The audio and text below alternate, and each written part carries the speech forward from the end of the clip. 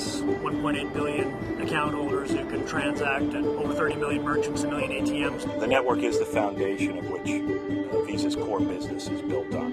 It is a truly global system where it connects people and businesses and institutions from various parts of the world. When you look at the number of transactions that are processed every second, it's up to 10,000. That represents hundreds of millions of transactions every month that we're processing.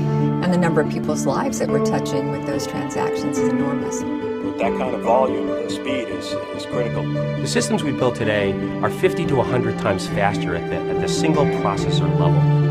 You get a lot of transactions that clock in a third of a second. Basically, it takes longer for a clerk to swipe the card than it does to go out and back 6,000-mile round trip. The promise of Visa is that we provide the reliability, the security, the payment guarantee for every single one of those transactions.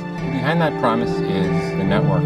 It's a system that's consistently, constantly, frequently updated to provide new services, new enhancements, new capabilities that our customers expect.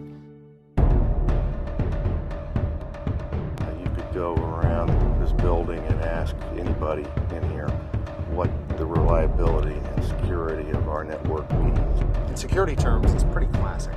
Was this message not harmed, not touched, but came through exactly as it should? We've had to take a systematic and calculated approach to understand the threats and basically keep those at bay. That means the fraud, protection, the security, the monitoring, the availability, reliability, all go up tremendously. Everybody knows what 1 second of outage time would mean to a consumer, to a merchant. It's prime time somewhere in the world, and we have to keep the systems running all the time. We've got to be routinely flawless. VisaNet, the network, has got to be like a light switch, like electricity, like water. We wake up with that in mind, and we go to bed with that in mind. It's a 24/7 job to make sure that it processes flawlessly.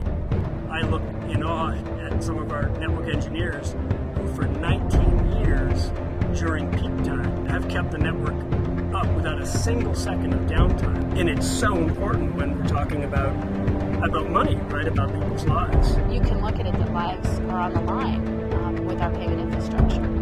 One of the most exciting, interesting, exhilarating parts of Visa is the fact that there are billions of transactions running through our gateway. Every transaction has a story. If you think about VisaNet and the number of individuals that it touches every day, the best opportunity that we have for the future is to be able to take that raw capability and push it into some of the new emerging channels, whether that's mobile or, for example, what we've already done with e-commerce. We are uniquely positioned because we have the systems, we have the foundation, can scale up, but can also support the newer technologies. That's a major difference compared to what other people are looking at in terms of just trying to build a payment system that can just get transactions from point A to point B. We really are tearing apart those transactions and adding some real logic to that part of the payment system.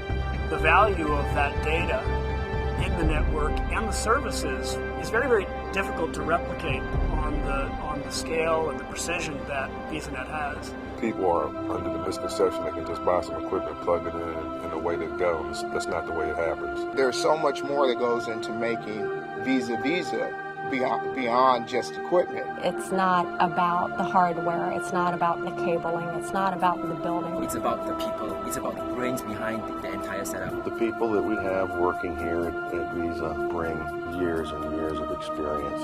There's no way to duplicate what we've built over the past 10, 20, 50 years. No matter where I am in the world, I see that logo, and I know I'm going to get service no matter how far I am from home. We know how to deliver, we know when we need to deliver. Bottom line, we deliver. We just scratched the surface. We have a larger field to conquer.